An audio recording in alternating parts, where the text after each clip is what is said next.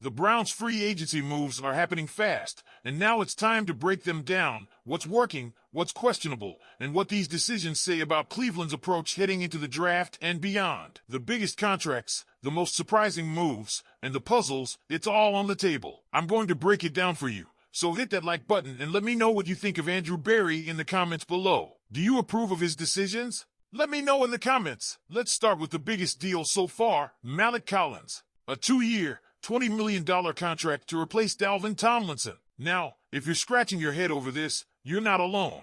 Tomlinson played well for Cleveland last season, was a key player in stopping the run, and still got released. Then, just hours later, the Browns turn around and sign an older defensive tackle in Collins for $9 million less than Tomlinson got from Arizona. The logic? The Browns seem to be changing their defensive identity. They're moving away from traditional run-blocking defensive tackles and focusing more on pass rushers. And make no mistake, Collins is a better pass rusher than Tomlinson. But is that worth sacrificing some run defense? Jim Schwartz seems to think so. He now has a defensive line featuring Myles Garrett, Collins, Shelby Harris, and Arbonio Okoronkwo, all guys better known for getting after the quarterback than blocking a run. Does that make sense? It depends on how much you trust the coaching staff. If Schwartz believes that more interior pass rushing will elevate this defense, then fine. But losing a solid run defender in Tomlinson to replace him with an older pass rusher seems like a gamble. That's why this signing gets a B-. The talent is there, but the strategy? We'll see. Next up, Cornelius Lucas. The offensive tackle came from Washington on a 2-year, $10 million deal. This one? Makes sense. Cleveland needed more depth at tackle. Injuries have crippled this offensive line the past 2 seasons. Jedrick Wills, DeJuan Jones, Jack Conklin, you name it.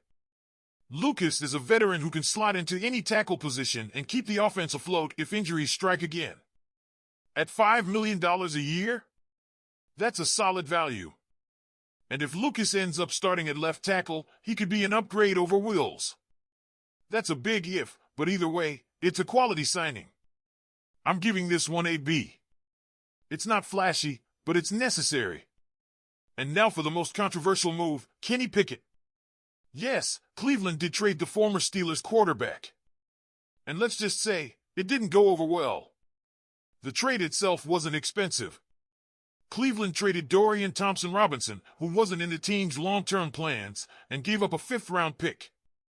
But here's the thing, Pickett just didn't show much promise. He struggled in Pittsburgh, never seemed like a long-term answer, and now he's in Cleveland with, what exactly? A chance to be the backup? A potential contender for the starting job? I don't like trading for players I think aren't good. And that's exactly what Pickett is right now, not good. Maybe Cleveland sees something in him. Maybe Andrew Berry thinks there's untapped potential. But the reality is that Pickett struggled in Pittsburgh, and there's no real reason to believe he'll be any different in Cleveland. That's why this move gets AD. It didn't cost much, but it's still a questionable decision. And let's be clear, Pickett should want to start. He should come in with confidence. But do the Browns really want him to start? If the answer is no, then why trade him in the first place? One more move to talk about, Tryon-Shoyinka. The former first-round pick from Tampa Bay signed a 1-year deal worth just under $5 million. This is an upside play. Tryon-Shoyinka hasn't lived up to expectations, but he's flashed potential as a pass rusher. He's had some decent sack production, forced a few fumbles, and made some plays in Tampa. The Browns are essentially betting that Jim Schwartz can develop him into something more. What position does he even play? That's a fair question. He's been an outside linebacker, a defensive end. Tampa moved him around quite a bit. Cleveland might see him as a rotational pass rusher, or maybe even some depth at linebacker. Either way, for less than $5 million, it's a low-risk move. It gets a C for now, but if he carves out a role, that grade could rise. Now, the big question, what does all of this mean for Cleveland's quarterback situation? Because if you look at the moves they've made, it doesn't look like they're gearing up to take a quarterback at number 2 in the draft. Think about it. They've traded for Pickett. They've been linked to Russell Wilson. They've been connected to Kirk Cousins. If they were dead set on taking a quarterback with that second pick, why would they be making so many moves at the position?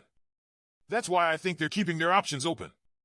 If Wilson signs, that likely means no rookie QB at number 2. If they don't land Wilson, then maybe they're still considering drafting one. So, Browns fans, this is where you come in. What do you think of these free agent moves? Do you like the shift to a more pass rush heavy defensive line? Does Kenny Pickett make sense? And should Cleveland still draft a quarterback at number 2? Drop your thoughts in the comments. And let's not forget the looming decision that could define this entire offseason: who will be the Browns' starting quarterback in 2024? Because right now, it's a complete mystery. Look at the moves Cleveland has made. They brought in Kenny Pickett, but no one thinks he's the long-term answer. They've shown interest in Russell Wilson, and he just met with the team. Kirk Cousins has been floated as an option. Joe Flacco is still out there, and Browns fans know exactly what he can do. But the biggest question of them all, what does this mean for Deshaun Watson? Because let's be real, if the Browns fully believed Watson was going to return to his peak form, would they even be entertaining these other quarterbacks? Would they be meeting with Wilson? Would they have traded for Pickett? The reality is, Watson's status is anything but certain. He's still rehabbing from his Achilles injury, and even when healthy, his play in Cleveland has been inconsistent at best. The Browns need a backup plan, maybe even a replacement plan. So let's say Wilson does sign with Cleveland. What happens next? Do the Browns roll into training camp with a full-fledged quarterback competition? Would Wilson actually have a chance to beat out Watson? And if so, how does that affect the locker room? It's not just about this season. If Wilson signs and plays well, Cleveland suddenly has another massive quarterback decision to make in 2025. Do they ride with Wilson long-term? Do they stick with Watson and his massive contract? Or, here's the wildest scenario, do they draft a quarterback at number 2 anyway? Because if they do, it creates a whole different mess. Imagine bringing in Wilson, keeping Watson, and drafting a rookie. That's 3 quarterbacks who all believe they should be the guy. That's the challenge Andrew Berry is facing. He's trying to keep the Browns competitive now, while also thinking about the future. And that's why these quarterback changes, Wilson, Pickett, maybe even Cousins, are happening. But here's the rub: if they pass on a quarterback and Watson struggles again in 2024, they're stuck. There won't be a top 2 pick waiting for them in 2025.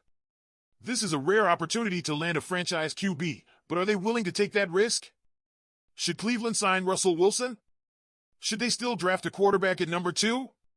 Or should they go all in on Watson and hope he finally delivers? Leave your thoughts below. And hit that like button and subscribe to the channel. Go Browns!